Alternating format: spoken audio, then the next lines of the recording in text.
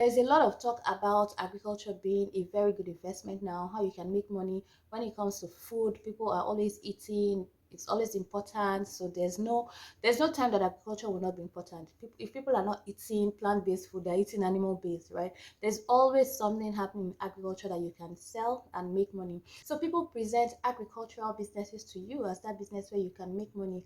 It could be poultry, it could be farming vegetables, it could be farming whatever, right? But people present agriculture as that business that you can invest in and make your money back.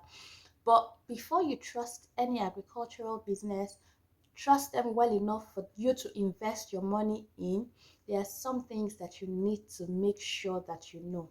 Right, in this video I'll talk about three important ones that you have to have this information before you go ahead and trust anyone. And one is their verifiable location. When I say verifiable location, I don't mean their online presence. I don't mean some page that they have on Instagram or their YouTube channel. I mean like a physical location. If it's an agricultural business, it will have a physical location. If they are farming, even if they don't have like an administrative office, they should have a farm, right? And you want to see this business that you're going to invest in. So it's not enough that they send you documents filled with data or what can happen. Where is this happening? And you also need to verify this. This is something you're going to put in your money in, right? I'm not saying that the people that you're doing business with are scammers, right? But if your money is important to you, then this is one step that you don't want to skip. You want to find out that the location that they said that they have is something that can be verified. You don't even have to go through, there's so many places, there's so many ways you can verify location. If you don't have someone in that location, you can get someone, you can pay someone, you can reach out to people to go verify. This is actually a business for some people. You can get those services and they will go verify a particular location for you. Whatever address that this business gives you, you want to make sure that you get your own person to go there physically to confirm that this business exists. So that's number one. Number two is financial transparency. Listen, people do a lot of nonsense when it comes to financial records. People can come up with unrealistic things when it comes with financial records. People give you futuristic plans when it comes with their finances because they want you to invest, right? And they are also hopeful that this business that they're doing is going to be profitable. So they give you the values that they want to see or that they wish to see. But that's not what you're interested in. You're interested in what will happen, what can go wrong if I put my money here, how much loss can I take? That is what you should be looking out for. So you want to see their books, you want to see both the good years and the bad years, preferably the bad years first. You also want to know, okay, so the years that you had a bad year, what happened? What was the cause?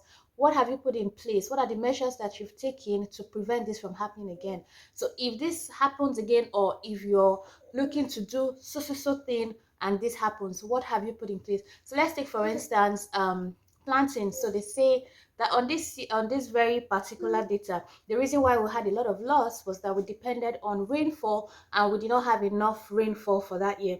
So what is the plan now? If you don't have rainfall next year, what do you plan on doing? What is it that you've put in place to water your plants? What is it that you've put in place? Those are the kind of questions you need to be asking.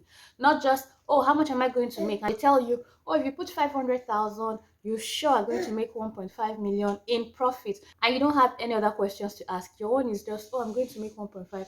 You don't know how many, if it's something that they're selling, you don't know how many units they need to sell to be able to get you that value. You have no clue. Your own is just, if I give you 500K, how much are you going to give me after 6 months? How much are you going to give me after 1 year? Those are the kind of questions a lot of people ask, but that's not the kind of questions you want to be interested in. So I've told you that first you want to know where their location is and verify it. Secondly, you want to see financial transparency.